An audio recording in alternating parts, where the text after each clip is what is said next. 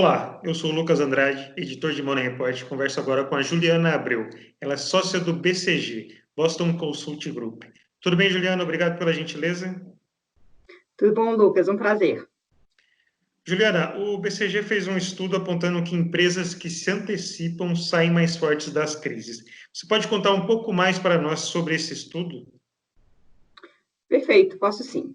O estudo, nós analisamos por volta das um pouco mais de 100 maiores empresas de capital aberto no Brasil, e o que a gente queria no estudo era entender quais eram os fatores ou iniciativas que as empresas que tinham uma performance abaixo da média antes do último período de crise, então ali por volta de 2014 até 2018, o que elas fizeram durante a crise que permitiu com que elas tivessem realmente uma mudança significativa de patamar, de performance, durante esse período da crise. Então, o que nós avaliamos foi, principalmente, o que a gente chama de Total Shareholder Return, que são quais são as alavancas de geração de valor para o acionista que as empresas podem ter. E a gente olhou essas empresas antes da crise, então, um período ali de 2009 a 2013. Depois nós olhamos essas mesmas empresas durante a crise, 2014 a 2018. E o que a gente tentou identificar eram quais eram essas empresas que tinham uma performance abaixo da média antes da crise, mas que realmente conseguiram fazer uma mudança no patamar delas durante a crise. E identificar exatamente o que elas fizeram para poder conseguir essa mudança de performance neste momento de grande incerteza, dificuldade, adversidade que foi a crise a anterior à do Covid. E o que essas empresas fizeram? Quais são as características dessas empresas que se recuperaram, que recuperaram a saúde financeira mesmo em um período turbulento da economia? Perfeito.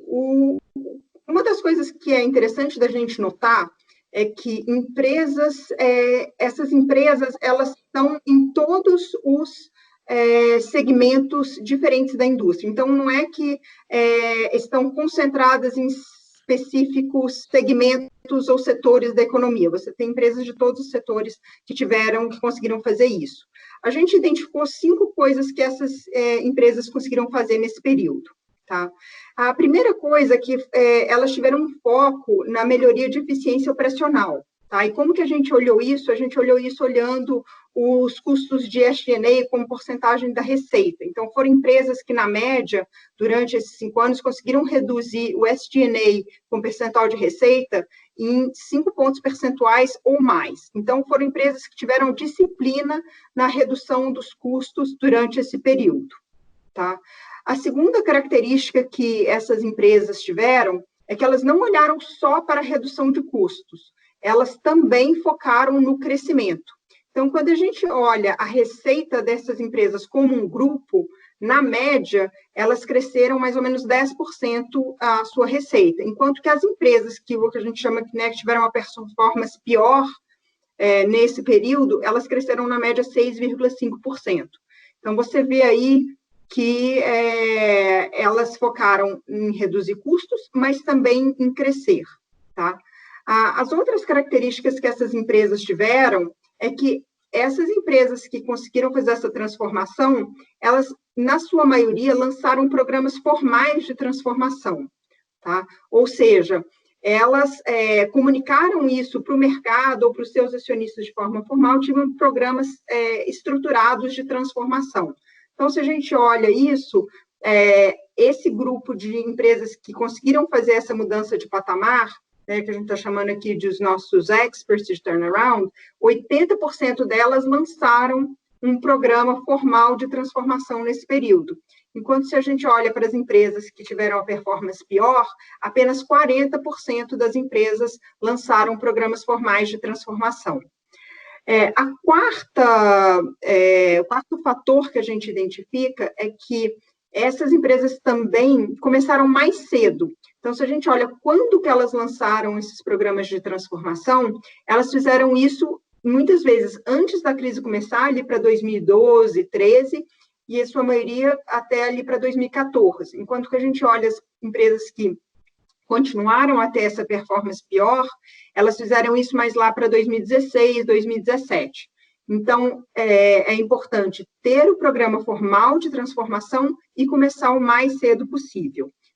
E o último elemento é, de fato, de ter aqui uma disciplina na execução, que está muito amarrado, obviamente, a ter programas formais de transformação. Então, ter a disciplina da execução, a transparência na comunicação, isso traz uma série de benefícios para as empresas ao fazerem esse programa de transformação, que é normalmente desafiador para as empresas e requer um nível de coordenação bastante alto. Juliana, transportando esse estudo para o atual momento, a gente está no meio de uma pandemia do novo coronavírus, isso vai deixar uma crise muito grande. A gente acompanha as projeções não muito assertivas ainda, ninguém sabe quanto as economias vão cair, mas assim, como essa análise pode ser aplicada para o atual cenário? Perfeito.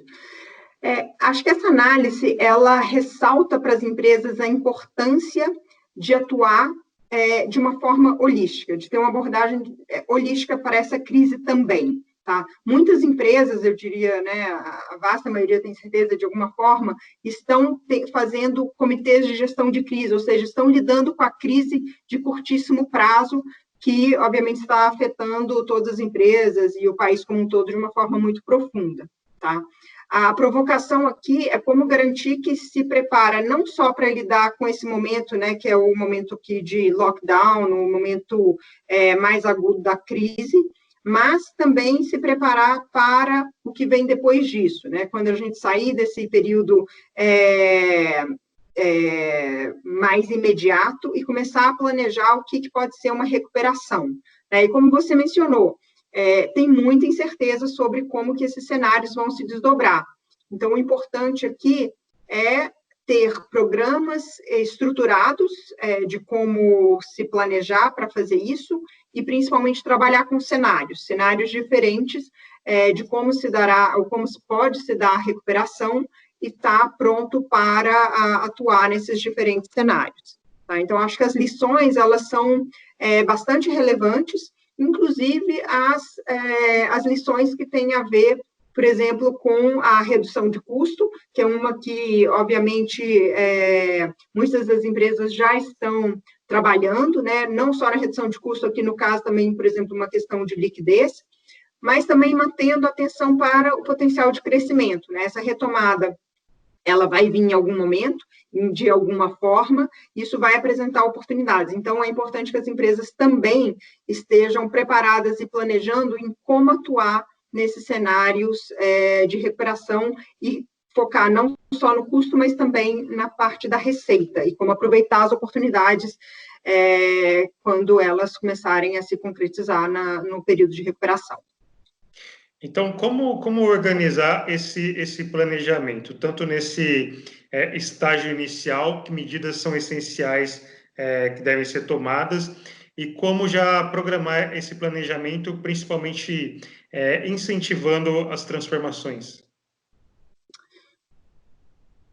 Para fazer esse planejamento, o mais importante é que as empresas, elas de fato trabalhem com cenários diferentes, tá? Como hoje tem um grau de incerteza muito grande com o que pode vir no futuro, o importante é que elas de fato pensem o que esses cenários podem ser e façam planejamentos para esses diferentes cenários. Tá? Então, muitas empresas estão fazendo, e as que não estão fazendo deveriam fazer, cenários de estresse, né? Especialmente no impacto na liquidez das empresas.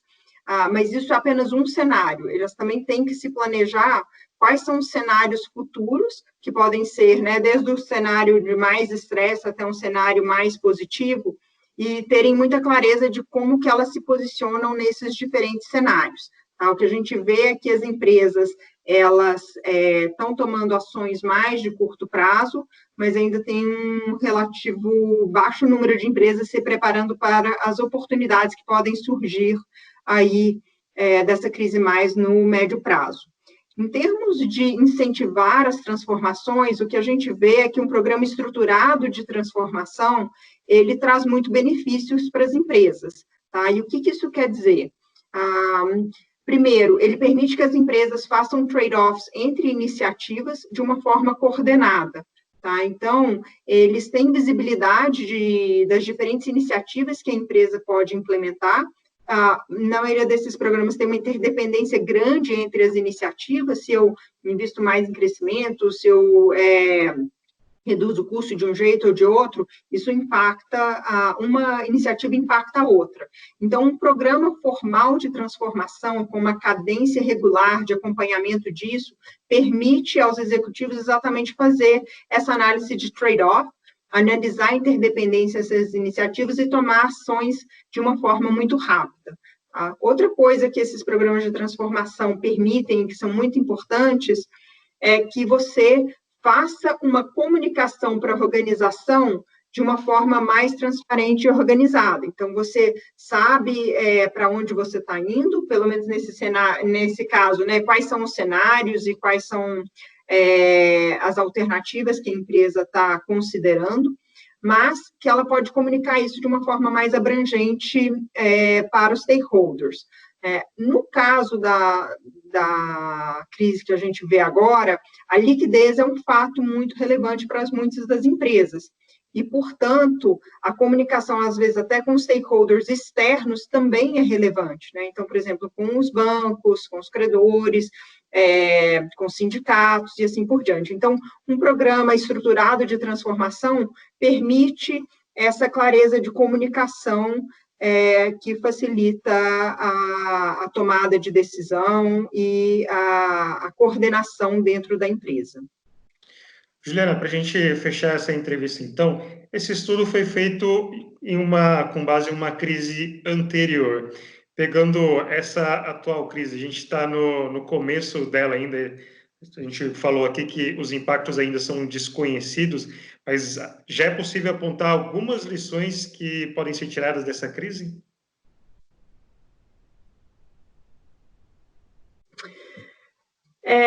Eu acho que lições que vão ser tiradas dessa crise, né? A gente, de fato, está no começo dela. Acho que a gente tem alguns aprendizados importantes para serem olhados, o que outros mercados estão fazendo, mercados que lidaram com isso, né? Às vezes é questão de semanas na frente do Brasil. Eu acho que são fontes importantes de lições para as empresas brasileiras, então entender, por exemplo, como está se dando a abertura em outros mercados, etc. Então, acho que essa é uma lição a ser tirada da crise.